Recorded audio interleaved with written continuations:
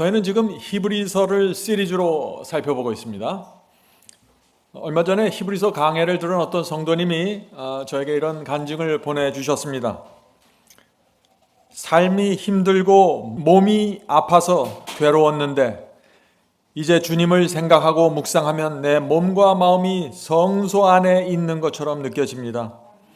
기도할 때마다 하늘 성소에 계신 대제사장 그리스도 앞에 나가게 됩니다. 얼마나 감격적인지 모르겠습니다. 수십 년 동안 신앙을 했지만 한 번도 하지 못했던 경험입니다. 히브리서 강해는 저에게 생명을 불어 넣었습니다. 참 감동적인 고백 아닌가요? 우리 모두 이 성도님의 경험에 동참하게 되길 간절히 바랍니다. 이번 히브리서를 통해서 우리의 신앙이 새롭게 세워지기를 제가 간절히 바랍니다. 자, 지난 시간에 우리가 히브리서 7장을 배웠습니다. 바울은 이 7장 마지막에서 놀라운 소망을 우리에게 줍니다. 자, 그 말씀을 읽겠습니다. 히브리서 7장 22, 25절입니다. 히브리서 7장 22, 25절. 이와 같이 예수는 더 좋은 언약의 보증이 되셨느니라. 그러므로 자기를 힘입어 하나님께 나아가는 자들을 온전히 구원할 수 있으니 이는 그가 항상 살아계셔서 그들을 위하여 간구하심이라. 우리가 아는 것처럼 이 히브리서는 레위 제사장과 하늘 대제사장을 비교하면서 지금 말씀하고 있는 것이죠. 예수님은 놀랍다는 것입니다. 하늘 성소로 나오는 자들은 온전히 구원받을 수 있다는 것입니다. 왜냐하면 예수께서 항상 살아계셔서 그들을 위하여 간구하는 대제사장이라는 것이죠. 성도 여러분, 우리가 믿는 예수님은 그냥 예수님이 아니라 하늘 성소에서 우리를 위해서 항상 간구하시는 것입니다. 그래서 바울이 예수는 더 좋은 언약의 보증이 되었다고 말하는 것입니다. 자, 이제 질문 드립니다. 예수께서는 어떻게 더 좋은 언약의 보증을 우리에게 주실 수 있을까요? 어떻게 우리를 온전히 구원할 수 있을까요? 중요한 질문이죠. 이 질문에 대한 대답이 히브리 8장입니다. 자, 그래서 오늘 우리가 히브리 8장을 볼 때 희망을 보게 되는 것입니다. 자, 히브리서 8장 1절 보겠습니다. 8장 1절. 지금 우리가 하는 말의 요점은 무슨 뜻인가요? 히브리 1장부터 7장까지 우리가 배운 모든 말씀의 결론과 요점은 이것이라는 것입니다. 자, 여기 중요한 말이 나오는 것이죠. 우리가 하는 말의 요점은 이러한 대제사장이 우리에게 있는 것이라. 그는 하늘에서 지극히 크신 하나님의 우편에 앉으셨으니. 자, 히브리 1장부터 7장까지의 요점이 무엇입니까? 예수께서는 하늘 대제사장이신데 그분은 지금 지극히 크신 하나님의 보좌 우편에 앉아 계신다는 것입니다. 바울은 지금 예수께서 하나님의 보좌 우편에 앉아 계신다는 사실을 강조하고 있죠. 자, 이제 우리가 질문을 또 생각해 보겠습니다. 예수께서는 하나님의 보좌 우편에 앉아서 어떤 일을 하시는 것입니까? 라는 질문입니다. 히브리서에는요, 예수께서 하나님의 우편에 앉아 계시는 장면들이 나옵니다. 우리가 그 장면들을 보면은 예수께서 하나님의 보좌 우편에 앉을 때 어떤 역사가 이루어지는지 볼 수 있는 것입니다. 분명한 것은 하나님께서 하나님의 보좌 우편에 앉을 때마다 중요한 역사가 일어난다는 것입니다. 한번 살펴볼까요? 히브리서 1장 3절입니다. 히브리서 1장 3절.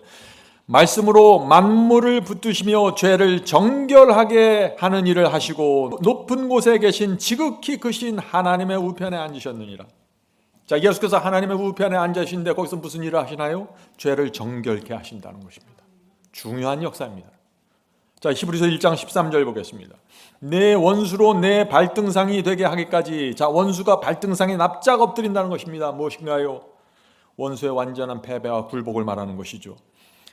원수로 내 발등상이 되게 하기까지 너는 내 우편에 앉아 있으라 하셨느니. 원수가 마귀가 완전히 굴복시킬 때 예수께서 하나님의 우편에 앉아서 그 일을 하신다는 것입니다. 중요한 역사입니다. 자, 그렇다면은 히브리 8장에서 하늘 대제사장 예수께서 이 장면에서는 왜 하나님의 우편에 앉아 계실까요? 중요하죠? 새 언약을 맺기 위해서입니다. 그래서 이 히브리서 8장이 중요한 것입니다. 우리를 더 좋은 언약, 새 언약으로 인도하기 위해서 하늘 대제사장께서 하나님의 보좌 우편에 앉아서 지금 능력을 발휘하시는 것입니다. 성도 여러분, 이 새 언약은 가장 중요한 구원의 역사입니다. 그래서 예수께서 하나님의 우편에 앉아서 하나님의 능력을 같이 공유하시면서 우주 최고의 분과 같이 앉아서 우리에게 이 역사를 이루시겠다는 약속입니다. 그래서 우리는 이 주님께서 하나님의 우편에 앉을 때마다 어떤 기대와 어떤 소원과 어떤 바라봄을 보면서 나갈 수 있는 것입니다. 희망입니다. 히브리서 8장 1절부터 2절 보겠습니다. 지금 우리가 하는 말의 요점은 이러한 대제사장이 우리에게 있는 것이라. 그는 하늘에서 지극히 크신 이의 보좌 우편에 앉으셨으니 성소와 참 장막에서 섬기는 이시라.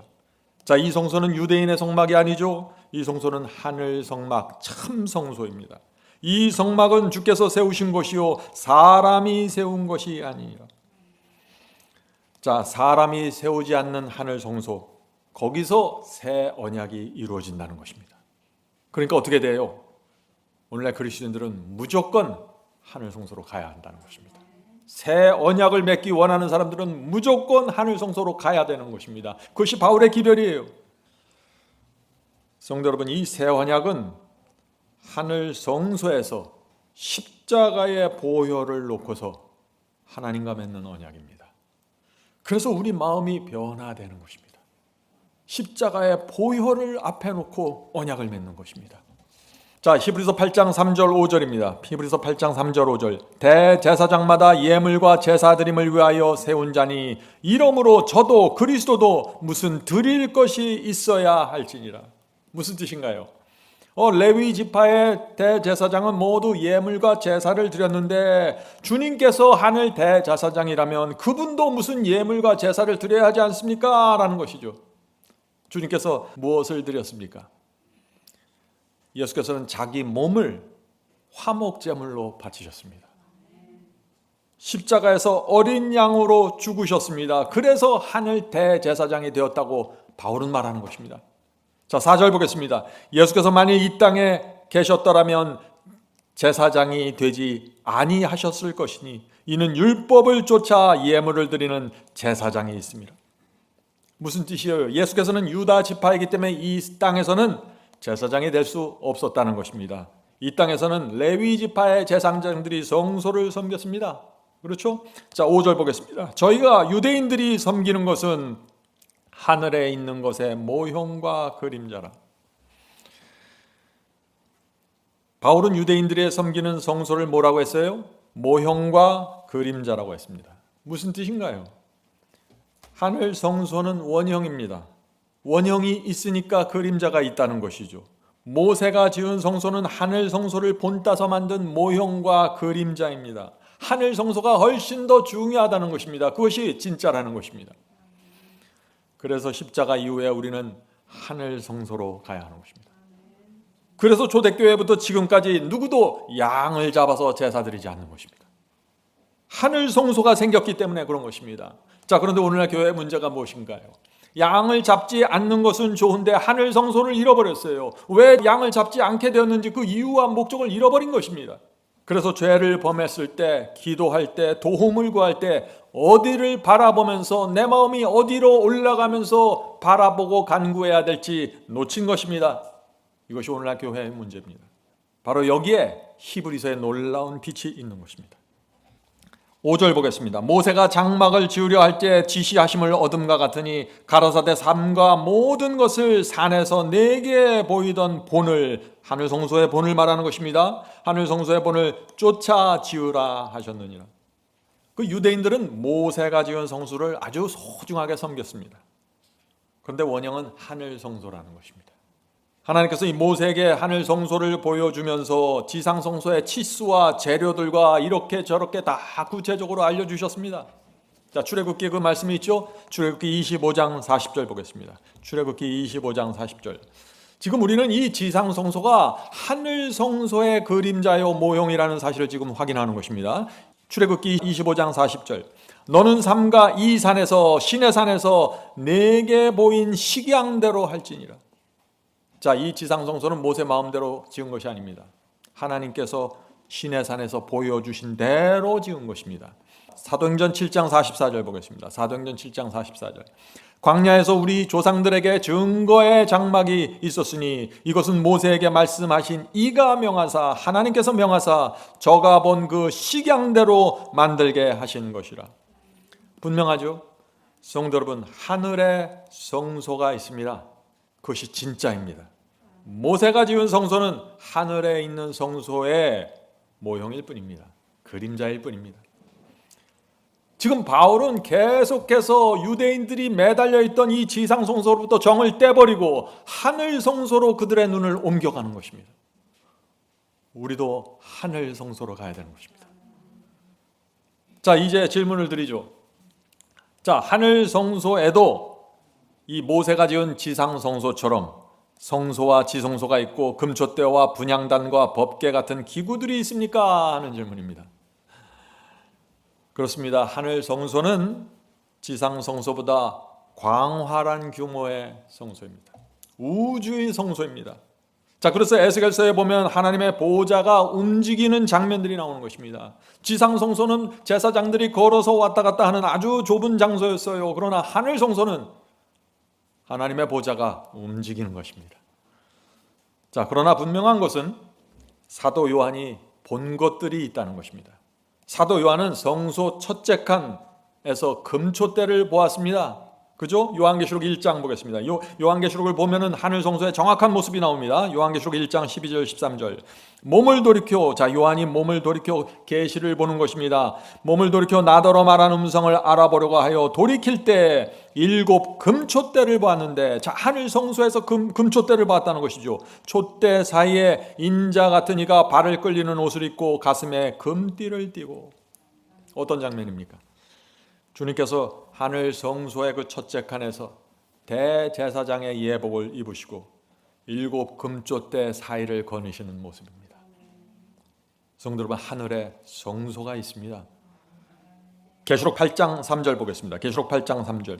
또 다른 천사가 와서 제단, 이 제단은 분향단을 말하는 것입니다. 분향단 곁에 서서 금향로를 가지고 많은 향을 받았으니, 자, 분향단 위에 금향로가 있죠. 거기서 향이 올라갑니다. 지금 하늘 성소에서 사도 요한이 그 모습을 정확하게 보는 것입니다. 많은 향을 받았으니 이는 모든 성도의 기도와 합하여 보좌 앞 금제단에 드리고자 함이라.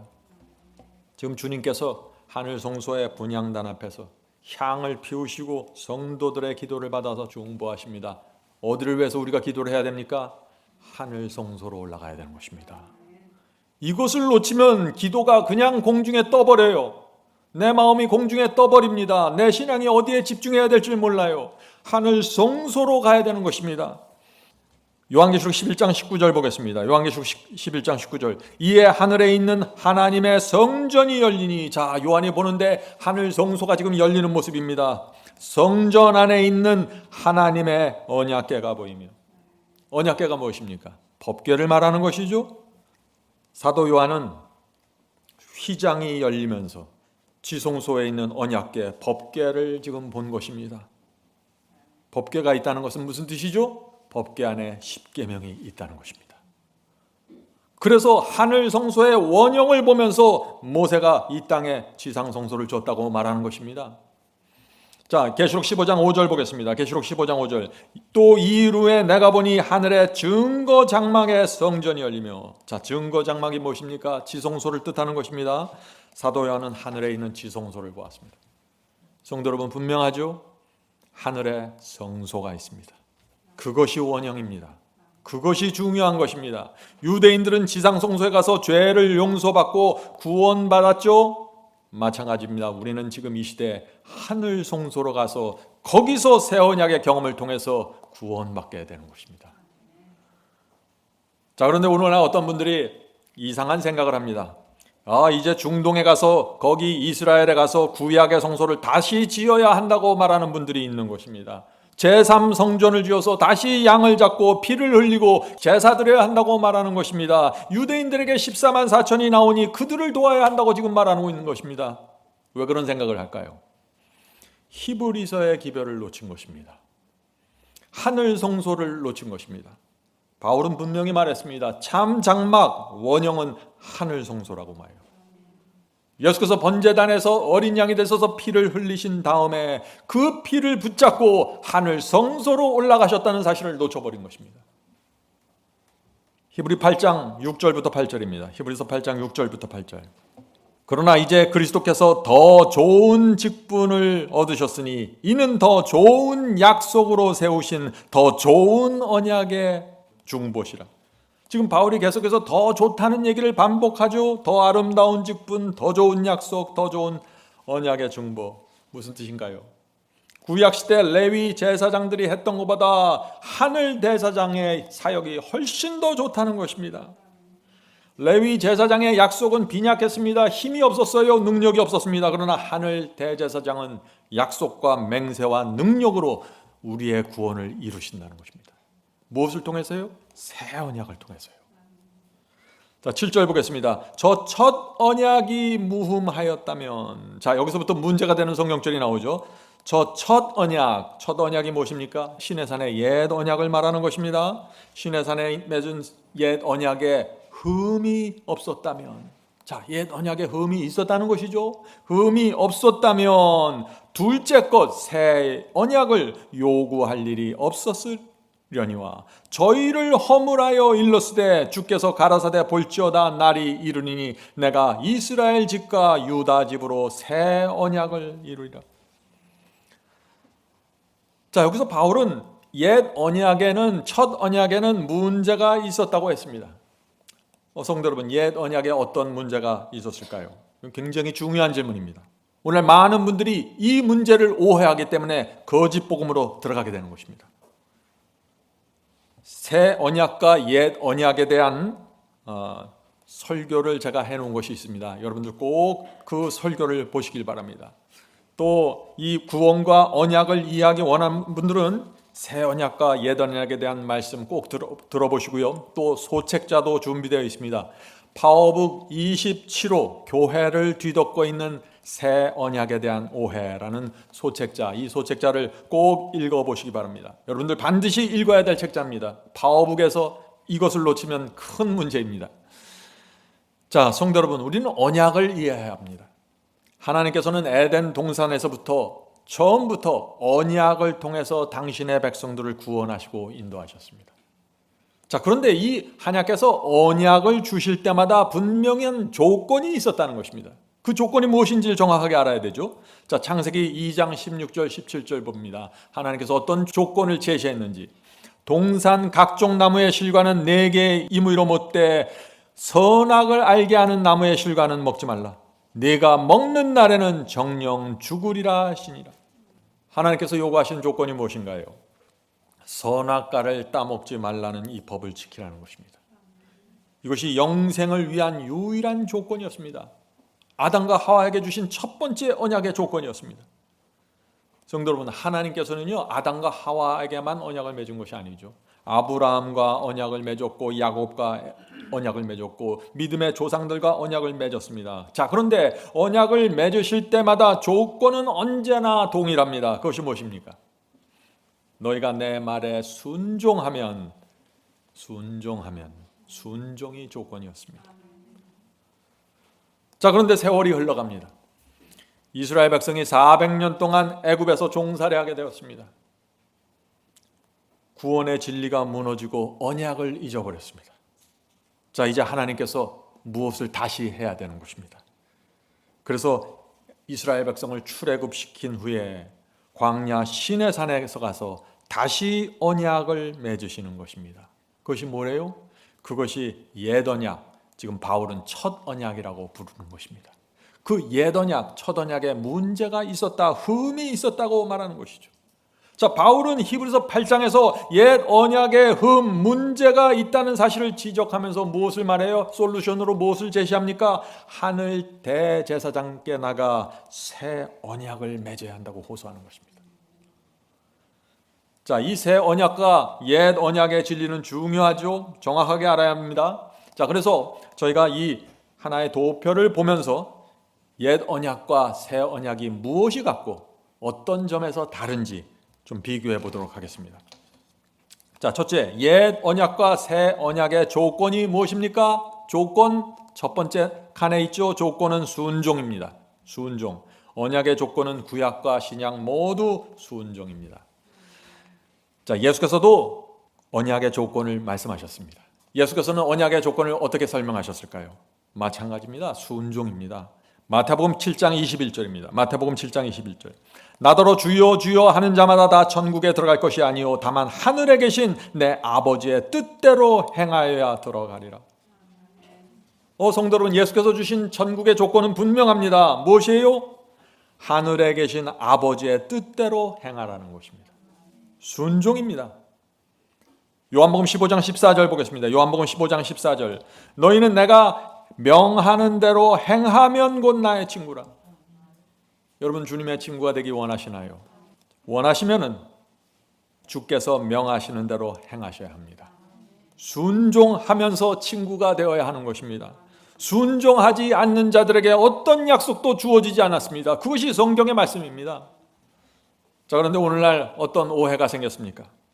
하나님의 말씀과 계명에 순종해야 된다라고 설교하면 사람들이 그건 율법주의 아닙니까? 라고 저항합니다. 계명에 순종하는 것은 옛 언약 아닙니까? 라고 불평하죠. 그것은 참 큰 오해입니다. 언약의 조건은 항상 순종인데 오늘날 기독교에 이상한 풍조가 들어온 것입니다.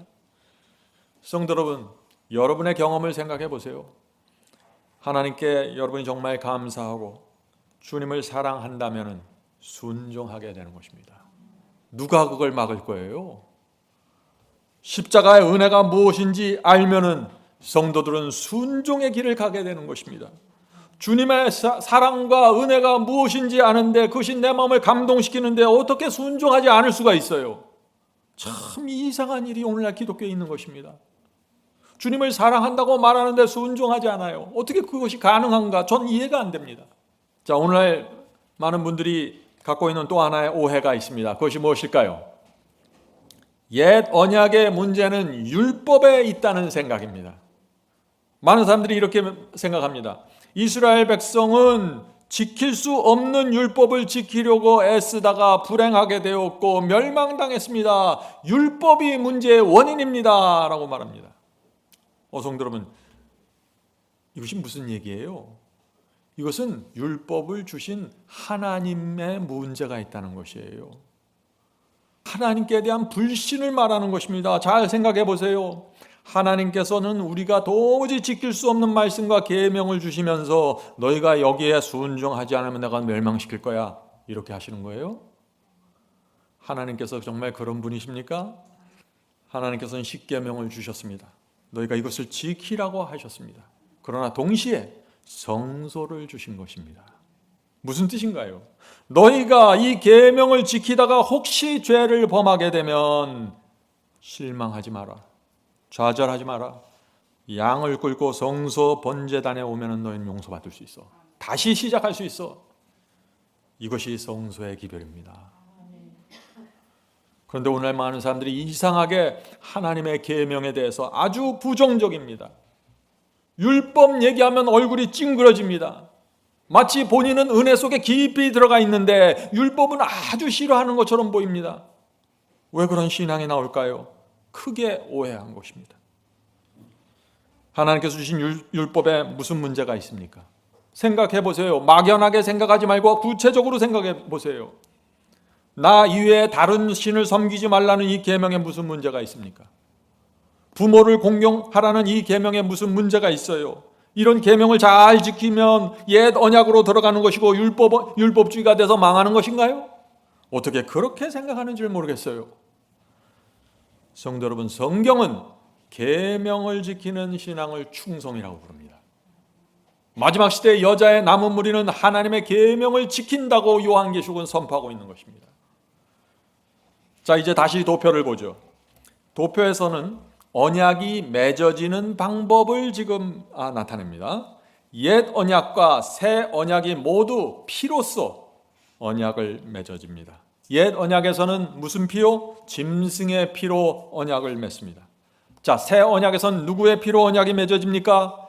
그리스도의 피로 언약을 맺어집니다. 자, 그래서 누가복음 22장에 이런 말씀이 있는 것입니다. 누가복음 22장 20절. 누가복음 22장 20절. 이 잔은 내 피로 세우는 새 언약이니 곧 너희를 위해 붓는 것이라. 성도 여러분, 예수께서 당신의 피를 십자가에 흘리시고 그 피를 우리 위에 퍼부어 주십니다. 무슨 뜻인가요? 이 피가 너희 마음에 쏟아질 때 새 마음을 가져다오라고 호소하는 것입니다.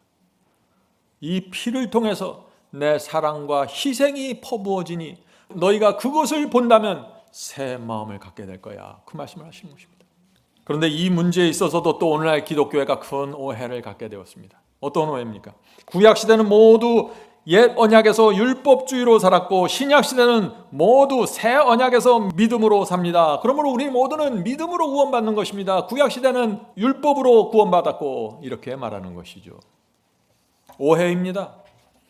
시대적으로 보면 물론 구약은 옛 언약의 시대이고 신약 시대는 새 언약의 시대입니다. 그건 맞습니다. 그러나 신앙과 경험은 시대적으로 시간에 따라서 달라지고 나누어지는 것이 아닙니다.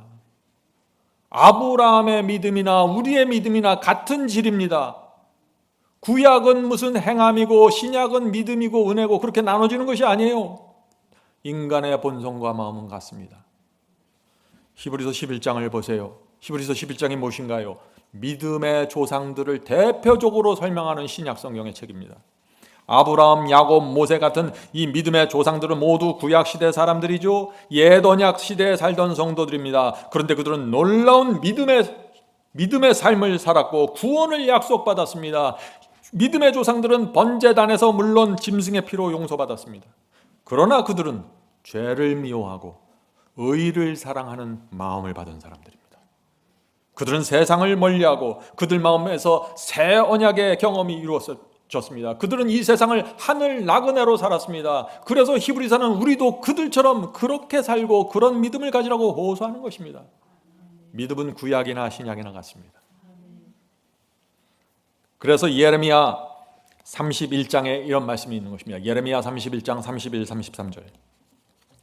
나 여호와가 말하노라. 보라, 날이 이르니 내가 이스라엘 집과 유다 집에 새 언약을 세우리니. 참 이상하죠. 오늘 많은 사람들이 새 언약은 십자가에서 맺어진 것으로 아는데, 그래서 구약시대는 새 언약이 있을 수 없다고 생각하는데 아니라는 것입니다. 구약 성경 예레미야서에서 이미 새 언약을 말하고 있습니다. 왜 그럴까요? 구원의 경험, 의의 경험은 시대를 초월하는 것입니다. 구약시대도 신약시대도 마음에서 새 언약이 이루어져야만 구원받는 것입니다. 마음이 변화되는 경험 말이죠. 오늘 많은 사람들이 무엇을 놓치고 있는지 잘 보세요. 그래서 이 복음에 대한 큰 오해가 생긴 것이 어디서부터 시작돼요? 옛 언약에 대한 오해, 그리고 새 언약이 어떤 경험인지에 대한 오해, 여기서부터 시작되는 것입니다. 자, 분명합니다. 성도 여러분, 새 언약 시대에 산다고 무조건 구원받는 것이 아닙니다. 새 언약의 경험이 이루어져야 하는 것입니다. 회개하고 내적인 경험이 이루어져야 되는 것입니다. 구약이나 신약이나 마찬가지라는 것이죠. 그래서 바울은 이 언약의 경험을 이해하기 위해서, 받기 위해서 하늘 성소에 계신 대제사장께 가야 한다고 호소하는 것입니다. 옛날 유대인들이 지상 성소에서 구원의 경험을 가졌던 것처럼 지금 이 시대의 사람들은 하늘 성소에 가야만 거기서 언약의 경험을 갖게 되는 것입니다. 여기엔 다른 여지가 없는 것입니다. 자, 이제 언약의 기초를 보겠습니다. 언약의 기초, 언약을 이루는 원동력이죠. 누가 이 언약을 이루는가 하는 것입니다. 자, 옛 언약에서는 인간의 약속 위에 세워졌습니다. 그래서 이스라엘 백성들이 우리가 다 순종하겠습니다 라고 약속했습니다. 그러나 그들이 약속을 지켰습니까? 지키지 못했습니다. 순종하지 못했고 얼마 안 돼서 금 우상을 세워놓고 큰 배도를 빠졌습니다. 자, 그래서 바울이 이 첫 언약, 옛 언약에는 흠이 있었다고 말하는 것입니다. 자, 7절에 그 말씀이 있죠. 저 첫 언약, 옛 언약이 무흠하였다면, 흠이 없었다면 둘째 것을, 새 언약을 요구할 일이 없으려니와. 자, 이제 중요한 질문을 드립니다.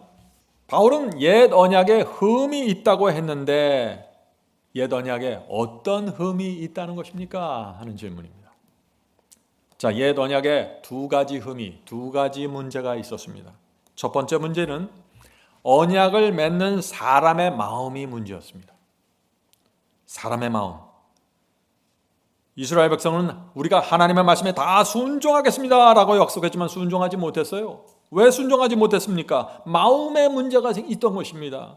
성소 번제단에서 양을 잡고 피를 흘렸는데 회개하지 않았습니다. 어린 양 그리스도를 죽이고 용서받았는데 주님의 희생에 대한 감사가 없는 것입니다. 마음에 감사가 없고 충성이 없는데 가나안 땅에 들어가려는 마음으로 순종하겠다고 약속한 것입니다. 그래서 광야길에서 수많은 불순종과 불평이 터져나오게 된 것입니다. 이것이 옛 언약의 문제였습니다. 성도 여러분, 오늘날에도 이런 분들이 있습니까? 많이 있습니다. 하늘 도성 가기는 원합니다. 그런데 순종은 안 하려고 합니다. 순종하라고 하면 불평합니다. 왜 그럴까요? 옛 언약의 문제에 걸려 있는 것입니다. 새 언약의 시대에 살고 있지만 그들의 마음과 신앙은 옛 언약의 덫에 걸려 있는 것입니다. 유대인들처럼 말이죠. 자, 이제 다시 질문드립니다. 옛 언약의 문제는 언약을 맺은 사람의 마음이 거듭나지 않은 것입니다. 거듭나지 않은 사람이 하나님의 말씀과 계명에 순종하라는 그 성경의 요구를 받으면 어떤 문제가 생길까요? 거듭나지 않았어요, 어떤 사람이. 근데 그 사람에게 자꾸 순종하십시오, 진리를 따라가야 됩니다 하는 성경절을 자꾸 베드로 보여주면 어떻게 될까요? 그 사람은 자꾸 정죄를 느끼게 될 것입니다. 불안과 두려움 속에서 살아가게 됩니다. 지금 옛 언약에 빠진 사람들의 증세를 말하는 것입니다. 물론 옛 언약에 있는 사람들도 구원받아야 하니까 이것도 하고 저것도 하고 봉사하고 선을 베풀려고 노력합니다. 그러나 그 마음에 기쁨과 감사가 없습니다. 그런 상태에서는 죄를 물리칠 수 없습니다.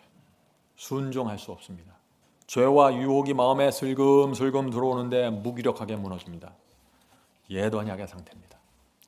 그래서 옛 언약에 빠진 사람도 어떻게든지 이 구덩이에서 빠져나오려고 어떻게 해요? 열심히 예배드리고 교회 다니고 헌금 드립니다. 그런데 항상 하나님의 눈치를 보면서 움츠러듭니다. 정죄받는 느낌에서 벗어나려고 애를 씁니다. 더 노력하고 더 봉사하려고 합니다. 그런데 하나님과 화평을 누리지 못합니다. 성도 여러분, 이것이 옛 언약에 속한 사람의 상태입니다. 왜 그럴까요? 마음 전체가 하나님께 받쳐지질 않았어요. 이것저것 내가 할 수 있는 몇 가지만을 잘해서 가나안에 들어가기를 원하는 것입니다. 이 사람의 목적은 가나안에 가 있어요. 가나안에 있는 젖과 꿀이 내가 원하는 것입니다. 이 땅에서 내가 하늘 나그네로 살면서 희생하고 헌신하고 하나님께 마음을 붙이고 좁은 길 가는 건 싫다는 것이에요. 그래서 옛 언약에 들어가게 됐고 정죄를 자꾸 받게 됐고 성령의 책망을 듣게 되는 것입니다. 이 사람의 문제를 어떻게 우리가 해결할 수 있을까요? 히브리서는 하늘 성소에 계신 대제사장께 가라는 것입니다. 그분 앞에 마음을 펼쳐놓고 그대의 문제가 무엇인지 보라는 것입니다. 성도 여러분, 우리가 옛 언약의 신앙을 하면 어떻게 됩니까? 불행하게 됩니다. 슬프게 됩니다. 그래서 어떻게 됩니까? 결국엔 어떻게 돼요? 결국에는 그래서 거짓 복음을 찾아가게 되는 것입니다. 자신의 이 불순종과 자신의 이 못된 성질을 인정해주는 다른 복음을 붙잡게 되는 것이에요. 성도 여러분, 옛 언약의 신앙에서 벗어나지 못하면 다른 복음을 찾아갑니다. 왜 찾아가요? 마음이 괴롭기 때문에 찾아가는 것입니다. 정죄받기 때문에 찾아가는 것이에요. 정죄받지 않는, 불순종 속에서도 정죄받지 않는 복음이 어딨나 두리번거리게 되는 것입니다. 자, 옛 언약의 두 번째 문제 보겠습니다. 두 번째 문제 무엇인가요? 이스라엘 백성은 우리가 하나님의 말씀에 다 지키겠습니다 라고 약속했는데 또 우리가 다 할 수 있습니다 하는 자신감이 있었는데 어떻게 됐어요? 아무것도 하지 못했죠. 유대인들은 자기 노력으로 구원을 이루려고 하다가 멸망당했습니다. 이것이 옛 언약의 문제입니다. 새 언약은 하늘 대제사장께 나가 은혜 보좌에 담대히 나가 그분의 은혜와 힘을 받으면서 신앙하는 것입니다. 옛 언약은 뭐예요? 하늘 성소에 가지 않습니다. 자기 힘으로 자기 노력으로 무엇을 만들어 보려고 애를 쓰다가 무너지고 좌절하다가 다른 복음 찾아가는 것입니다. 성도 여러분, 옛 언약의 문제 정확하게 이해하셔야 됩니다. 오늘 많은 분들이 새 언약에 살고 있다고 말하지만 옛 언약 속에 있는 것입니다. 유대인들의 문제가 무엇이었나요? 유대인들은 하나님의 사랑과 은혜에 의지하는 신앙이 무엇인지 몰랐습니다. 의의 경험에 대해서 무지했습니다. 믿음으로 사는 신앙이 무엇인지를 몰랐어요. 성령께서 양심에 호소하실 때 굴복하는 신앙이 몰랐습니다. 세상에 대한 사랑과 욕심과 이기심이 마음 사이사이에 때처럼 끼어 있는데 그들은 자신이 어떤 상태에 있는지 몰랐어요. 왜요? 교회 다니고 예배드리고 양잡고 11조 바치고 여러 가지 예식과 형식 속에 있었기 때문에 자기 자신을 보지 못한 것입니다. 나는 열심히 예배드리고 11조 내고 예식과 의식을 행하니까 구원받았다고 확신하고 살았던 것이죠. 기만이었습니다. 그래서 멸망당한 것입니다. 성도 여러분, 오늘날도 마찬가지라는 것입니다. 죄를 범할 때마다 우리가 하나님의 아들을 죽이고 그 보혈로 용서받는데 순종하고 싶은 소원, 순종할 수 있는 마음, 그것을 받질 못하는 것입니다. 왜요? 형식이 되었고 모양이 되어버렸습니다. 신앙이. 경건의 능력은 없고 경건의 모양만 남게 된 것입니다. 그래서 이거 복음의 중심으로 들어가지 못하는 것이에요. 그렇게 되면 어떻게 됩니까? 옛 언약의 구덩이에 빠져서 남은 생애를 슬픔과 외로움으로 고통당하면서 살게 되는 것이죠. 저는 이 경험이 무엇인지 압니다. 그래서 제가 이렇게 간절히 호소하는 것입니다. 빠져나오라고 말이죠.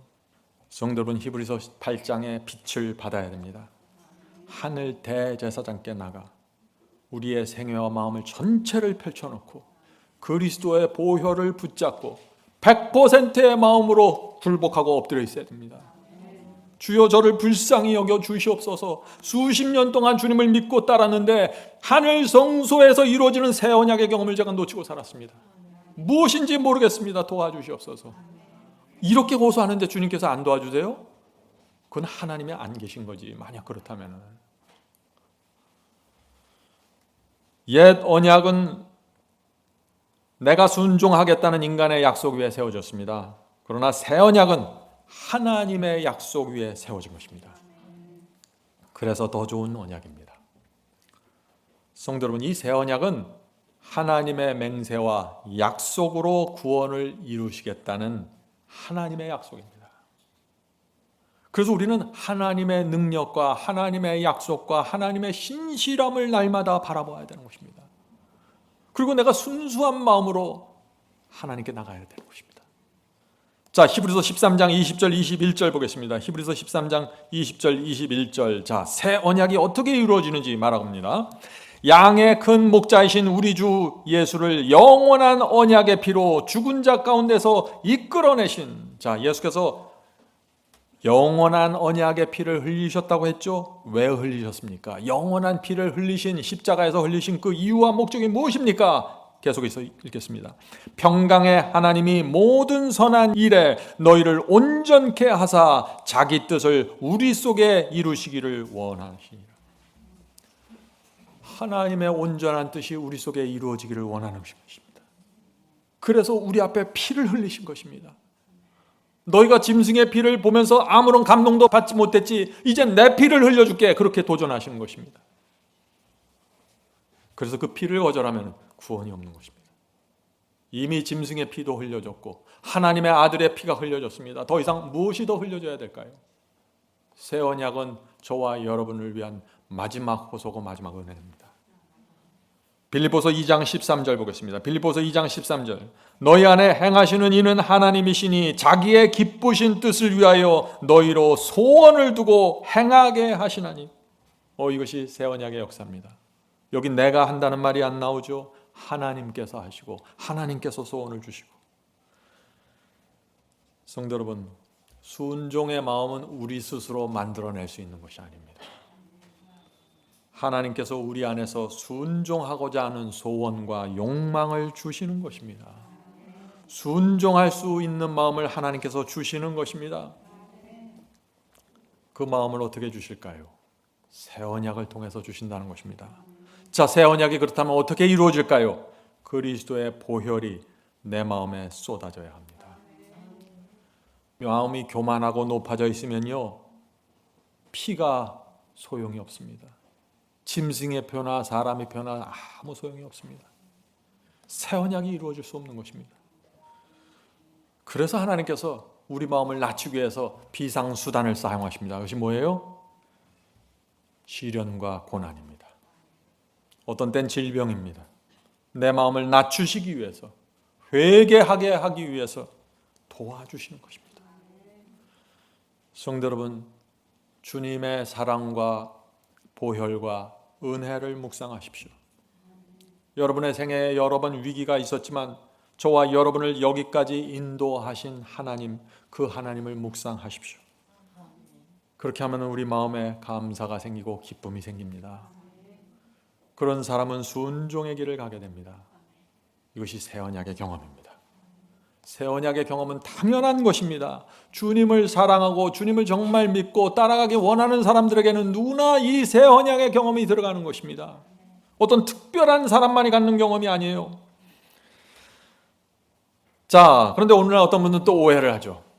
새 언약 참 좋은 것입니다. 그런데 주님과 한번 새 언약을 맺으면 그 다음부터는 내 마음대로 살아도 됩니까? 새 언약이 한번 맺어졌으니까 이젠 내 뜻대로 살아도 되겠죠? 이렇게 생각하는 사람들이 있다는 것입니다. 아닙니다. 오히려 그 반대입니다. 왜 이런 이상한 거짓 복음들이 자꾸 나오는 이유를 아시겠어요? 새 언약의 경험을 자기가 해보질 못했어요. 그러니까 자꾸 거짓 복음을 만들어내는 것입니다. 내 마음과 일치되는, 내 마음과 조화를 이루는 가르침과 교리를 자꾸 만들어내는 것이에요. 그런데 내가 새 언약을 정확하게 이해하고 정확하게 경험했으면 어떻게 될까요? 그런 복음에 전혀 눈이 가지 않아요. 몇 마디 들어보면 이거 엉터리구나, 그리고 옆으로 밀어버리는 것입니다. 십자가 보혈로 새 언약을 맺으면은요, 그 사람에게는 날마다 성령의 역사가 이루어집니다. 이것을 이해하셔야 돼요. 성령의 역사가 어떻게 이루어집니까? 여러분이 성경 말씀을 살필 때 이루어집니다. 아침 예배를 드릴 때, 진리의 말씀을 들을 때, 기도할 때 성령께서 오셔서 우리 마음에 역사하시는 것입니다. 여러분은 그 경험이 무엇인지 아실 것입니다. 성령께서 오셔서 우리 마음에 역사하실 때 우리 마음속에 거룩한 소원이 생기고 순결한 마음이 생기고 순종하고 싶은 욕망이 올라오는 것입니다. 이것이 새 언약의 경험으로 들어가는 것입니다. 성도 여러분, 그래서 여러분 속에 순종하고자 하는 소원과 순종하고자 하는 욕망이 생길 때, 말씀을 들을 때, 설교를 들을 때 그런 소원과 욕망이 생길 때 그것을 존절히 받아서 간직해야 되는 것입니다.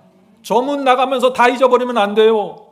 성령의 역사가 이루어지는 것입니다. 자, 다시 도표를 보겠습니다. 자, 도표에서 하나님의 말씀과 계명에 새겨지는 장소가 있습니다. 하나님의 말씀과 계명, 하나님의 법이 새겨지는 장소가 다릅니다. 자, 옛 언약에서는요, 하나님의 법이 어디에 새겨졌습니까? 십계명 돌비에 기록되었습니다. 자, 그런데 새 언약에서는 하나님의 뜻이 어디에 기록됩니까? 우리의 마음과 우리의 생각에 기록됩니다. 그래서 육비라고 하는 것입니다. 자, 고린도후서 3장 3절 보겠습니다. 고린도후서 3장 3절.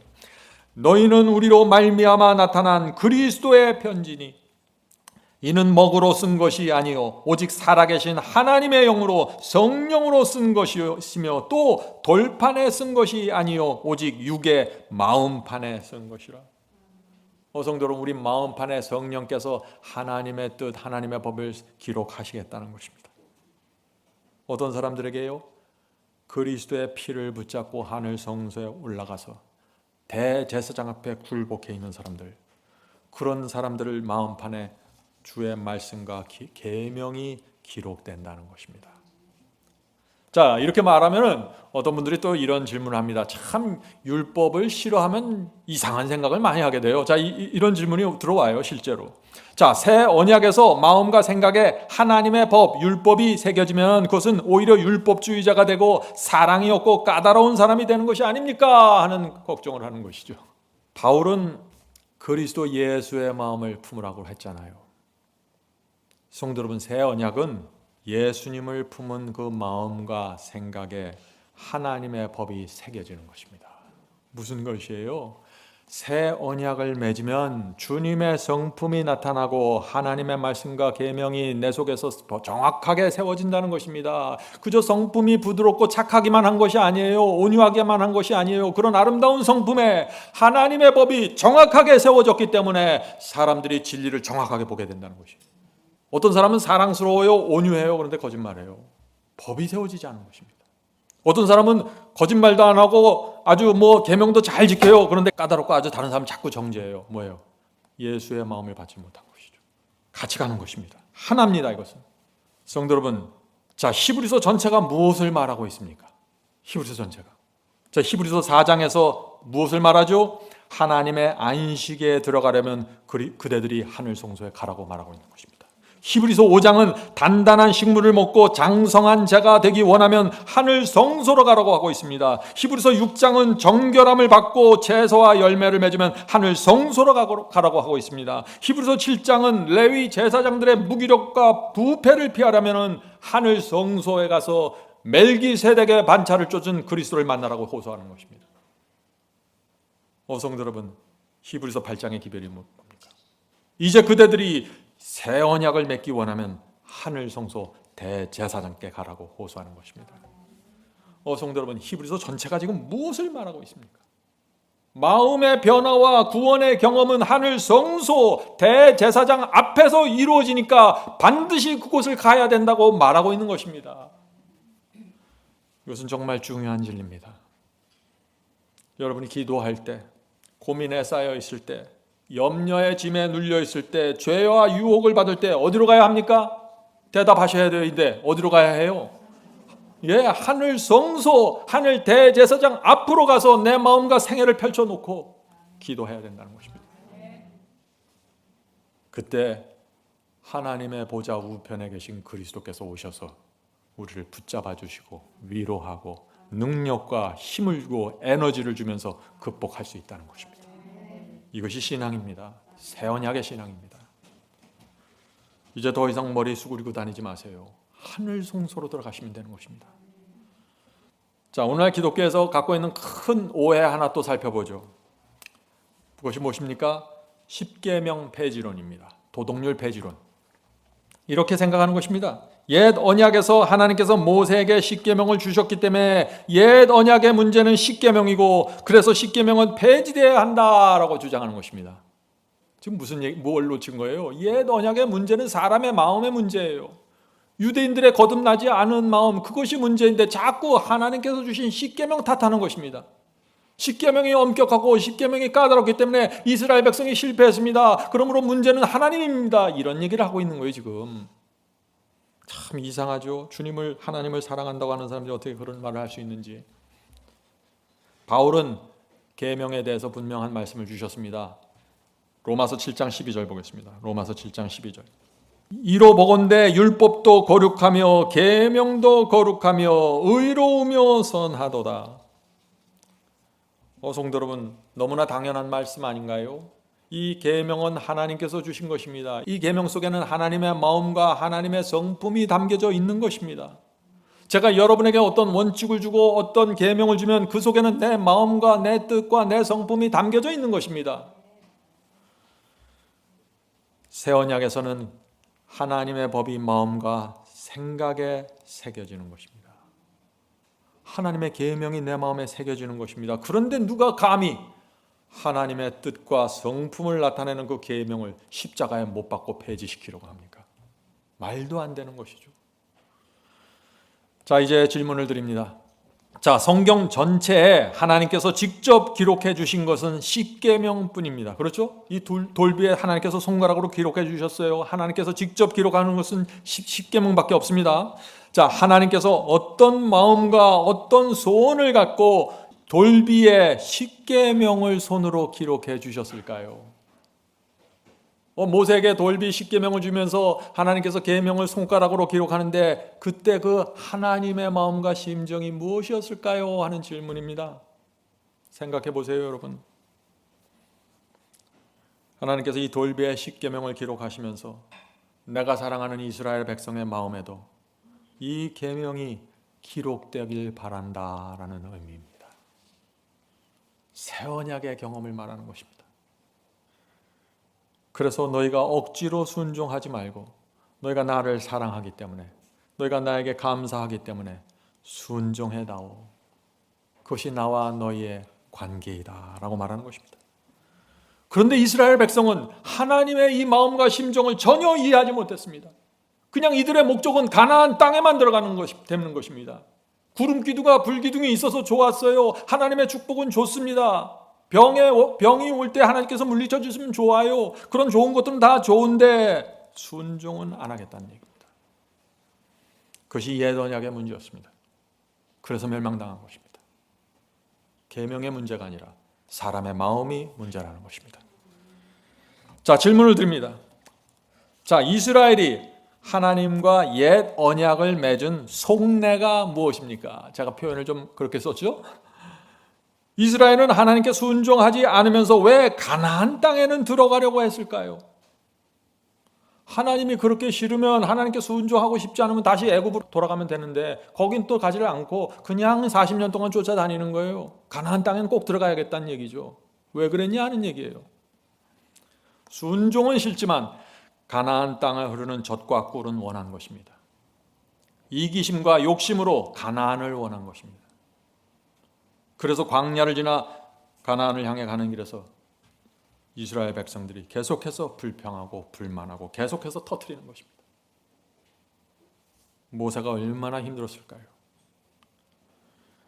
성도 여러분, 옛 언약의 문제가 무엇인지 보이십니까?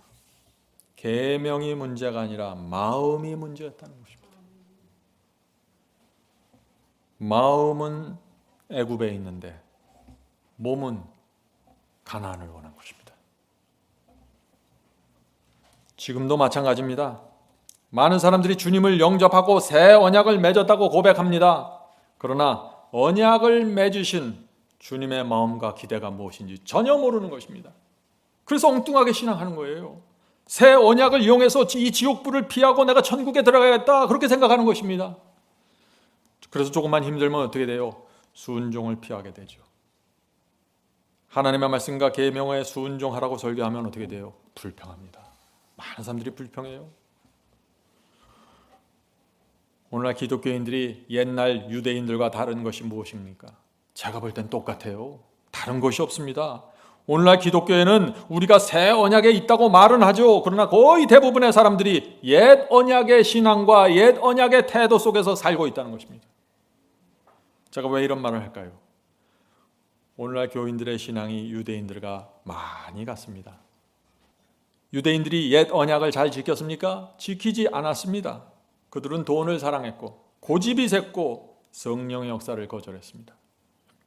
죄를 범할 때마다 번제당에 양을 꾸고 와서 죽이고 피를 흘렸습니다. 그러나 그들 마음에 하나님께 대한 죄송함이 없었습니다. 감사함이 없었습니다. 그들의 신앙은 죽은 종교였습니다. 형식이었습니다. 오늘날 대부분의 사람들이 이런 상태에 있다는 것입니다. 그래서 제가 오늘날 교회들이 옛 언약 속에서 살아가고 있다고 말하는 것입니다. 성도 여러분, 하나님께서 이 옛 언약을 해결하기 위해서 놀라운 결정을 내리십니다. 그것이 무엇인가요? 그것이 성육신의 진리입니다. 하나님의 아들을 이 땅에 인간으로 보내주셔서 참된 신앙이 무엇이고 참된 순종이 무엇인지 보여주셨습니다. 정확한 모본을 보여주시면서 율법주의를 피하라고 말하고 정확한 모본을 보여주시면서 뭐 맘대로 살아도 구원받는다는 이상한 생각에 빠지지 못하도록 딱 막아주신 것입니다. 그리스도의 모본이 아니라면 얼마나 많은 사람들이 방황하고 헤맬까요? 그리고 십자가의 피로 다시 새 언약을 세워주시는 것입니다. 그래서 이 새 언약 속에는 하나님의 간절함이 포함되어 있는 것입니다. 하나님의 간절함은 이것입니다. 구약시대 짐승의 피는 너희 마음을 감동시키지 못했는데 이제 나는 내 아들이 십자가에서 흘린 피로 너희와 새 언약을 맺으려고 한다. 구약 시대는 양을 죽이고 죄 사함을 받았지만 새 언약에서는 너희가 내 아들을 죽이고 용서받아야 한다. 부디 이번에는 진심으로 회개하기 바란다. 십자가에 달린 내 아들의 고통을 바라보면 너희가 죄와 불순종을 고집할 수 없을 거야. 성령께 굴복하는 새 마음을 너희가 받게 될 거야. 신의 산에서는 내가 돌판에 계명을 기록했지만 이번에는 성령께서 너희 마음판에 내 법을 기록해 줄 거야. 흔들리지 않는 믿음을 받게 될 거야. 새 언약은 너에게 더 좋은 언약이다. 성도 여러분, 바로 이 언약이 하늘 성소 대제사장 앞에서 이루어진다는 것입니다. 성도 여러분, 우리가 이것을 이해해야 합니다. 언약을 주시는 하나님의 마음은 동일합니다. 에덴 동산에서나 구약에서나 신약에서나 하나님은 동일한 마음으로 언약을 주시는 것입니다. 너희가 나를 사랑하고 나를 순종하면 내 백성이 될 수 있어. 이것이 하나님의 마음이고 언약입니다. 성도 여러분, 옛 언약의 문제가 무엇입니까? 계속해서 오늘 제가 이 질문을 던집니다. 여러분 속에 이런 문제가 있으면 오늘 회개하시고 고쳐야 되는 것입니다. 옛 언약의 문제가 무엇입니까? 입으로는 주님을 사랑한다고 하는데 마음은 죄와 세속으로 물들어져 있습니다. 그래서 순종이 안 되는 것입니다. 마음은 선을 행하고 싶은데 자꾸 악을 행하는 것입니다. 마음은 교회에서 봉사하고 싶은데 자꾸 결과는 더럽혀져 있습니다. 이것이 옛 언약에 빠진 사람들의 문제라는 것입니다. 자, 이제 바울의 말씀을 다시 읽어보죠. 히브리서 8장 7절 다시 보겠습니다. 히브리서 8장 7절. 저 첫 언약이 옛 언약이 무흠하였다면, 흠이 없었다면 둘째 것 새 언약을 요구할 일이 없었으니. 자, 옛 언약에 흠이 없었다면 다시 새 언약을 맺자고 요구할 필요가 없었다는 것이죠. 다시 말해서 옛 언약 자체에는 문제가 없었다는 것입니다. 문제는 사람들의 마음이었다는 것이죠. 둘째 것을 요구할 일이 없었으려니와 저희를 유대인들을 허물하여 일렀을 때. 자, 분명하죠? 옛 언약의 허물로 바울이 무엇을 지적합니까? 유대인들, 저희를 허물했다고 그랬습니다. 유대인들의 마음에 문제가 있는 것입니다. 어떤 문제였어요? 거듭나지 않은 마음으로 말씀과 계명을 지키려고 달려든 것입니다. 그것이 문제였습니다. 하나님을 사랑하고 감사하는 마음이 없는데 구원 받으려고 달려든 것입니다. 그래서 좌절하고 넘어져 버린 것입니다. 옛 언약의 문제입니다. 순종은 싫어하지만 가나안의 땅에는 관심이 많았습니다. 문제였다는 것입니다. 세속적인 마음으로 계명을 지키려고 애쓰고 애썼는데 마음속에 하나님께 대한 불신이 생겨버렸습니다. 진리를 불평하게 되었습니다. 그래서 멸망당한 것입니다. 옛 언약의 문제입니다. 성도 여러분, 정직하게 생각해 보세요. 이것이 유대인들만의 문제일까요? 오늘 많은 사람들이 유대인들 율법주의자, 난 그렇지 않아. 정말 이게 유대인들만의 문제입니까?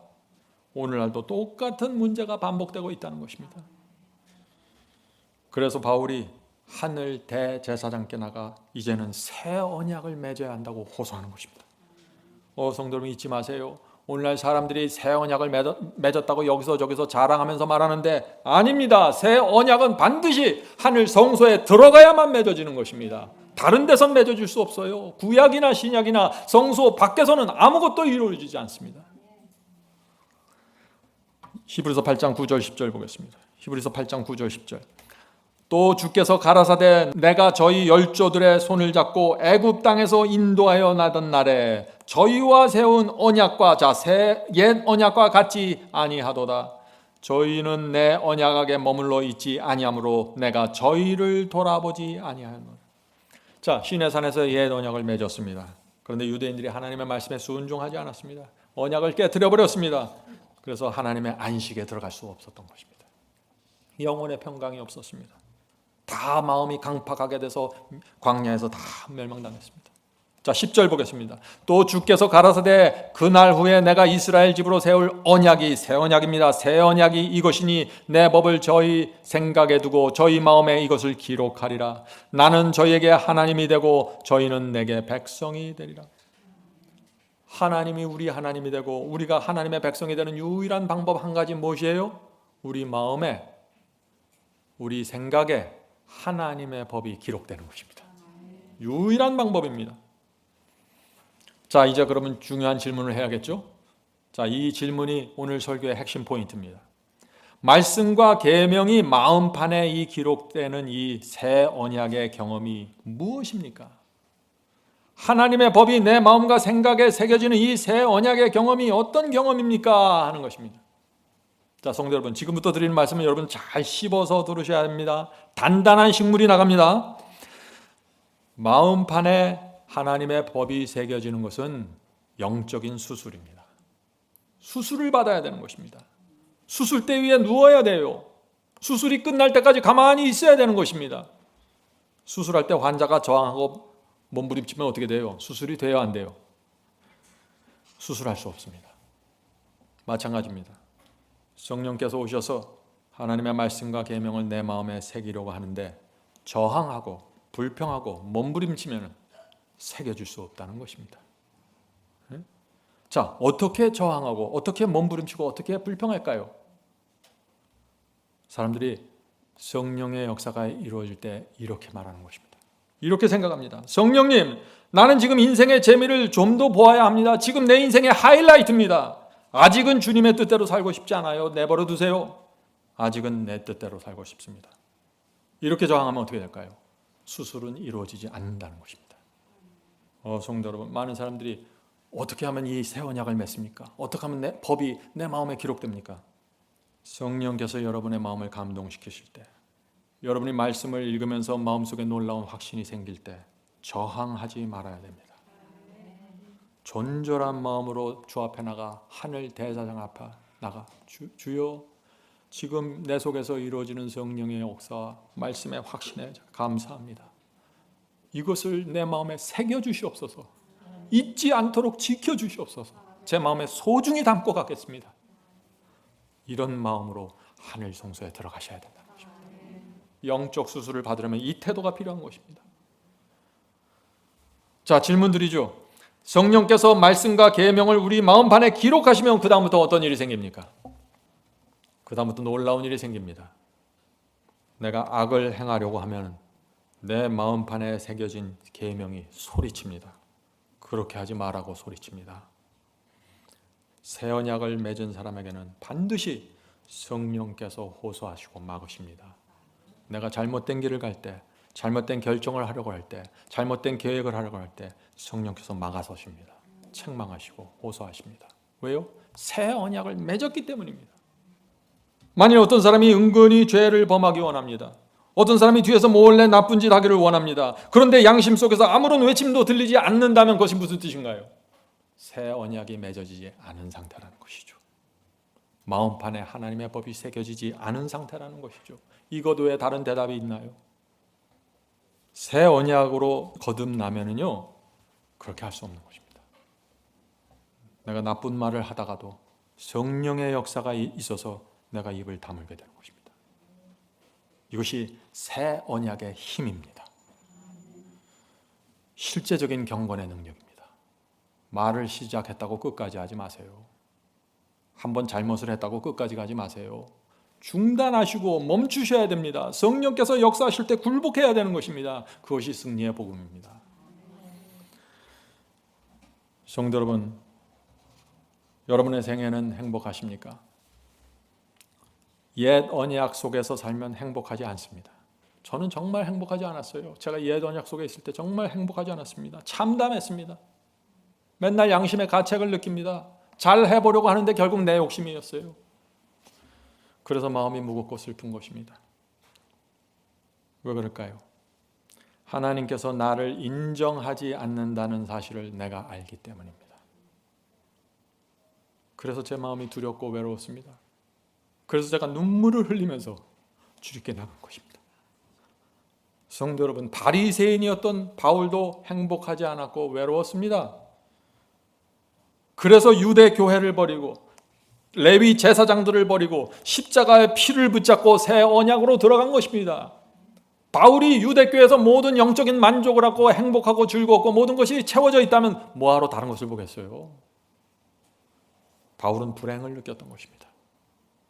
그래서 이제 나에게는 옛 언약을 버리고 이제는 새 언약으로 돌아가겠습니다.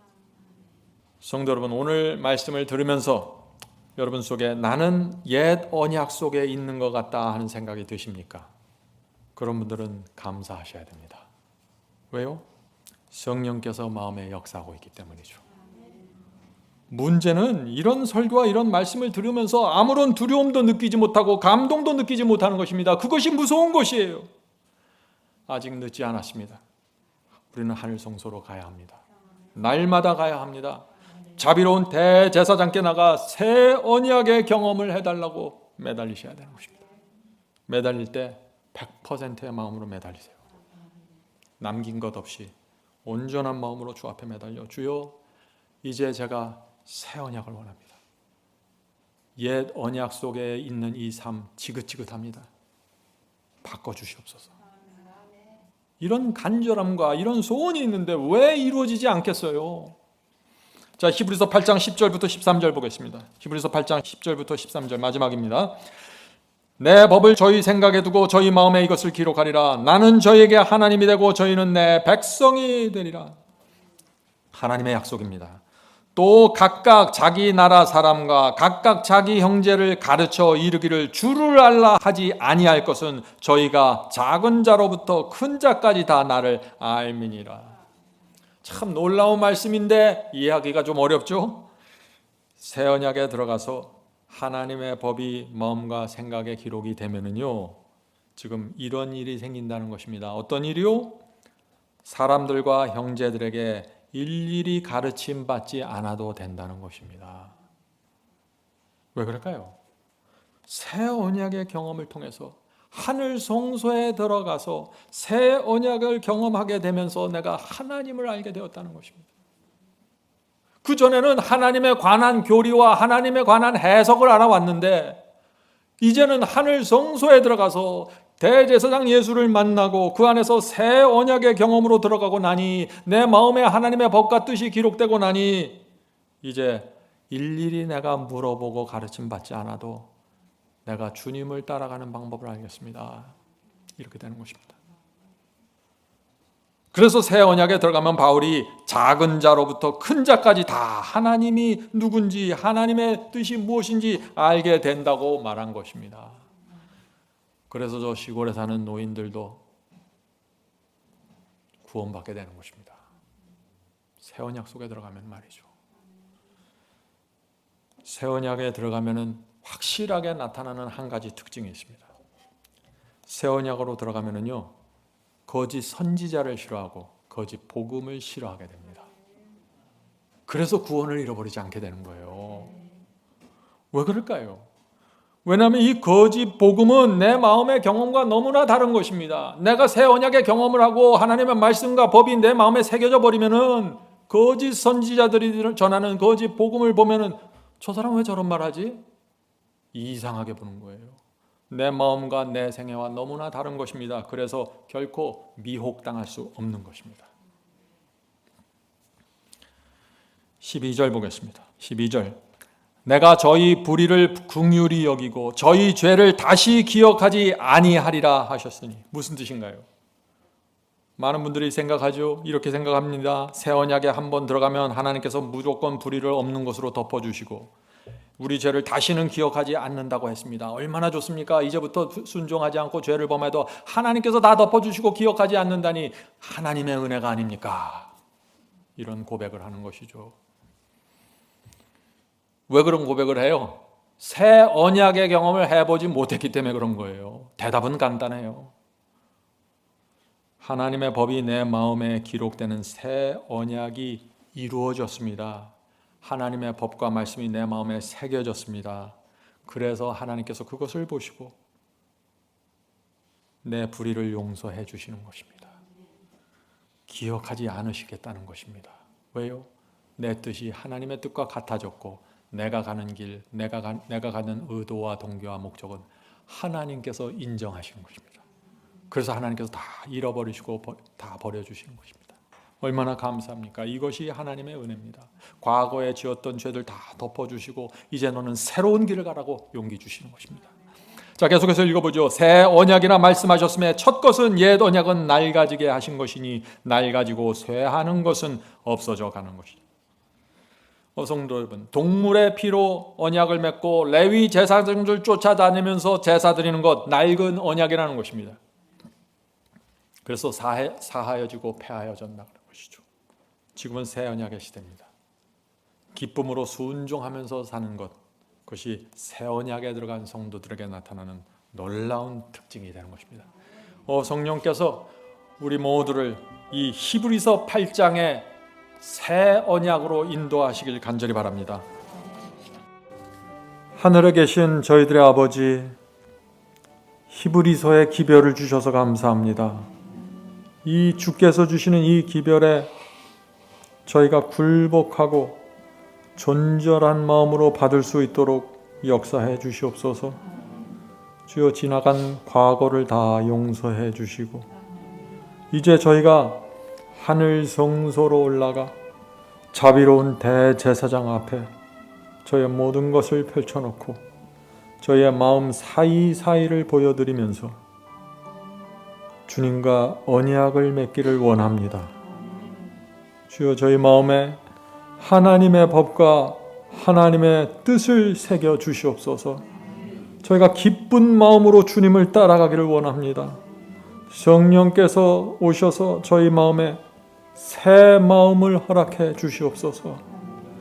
하늘에 계신 아버지, 저희 남은 생애 동안 하늘 성소를 잊지 않고 날마다 들어가서 주님과 교제하게 인도해 주시옵소서. 오늘 우리가 배운 것처럼 하늘 성소 안에서 7 촛대와 떡상과 분향단 앞에서 주님 앞에 무릎 꿇고 새 언약 맺을 수 있도록 축복해 주시옵소서.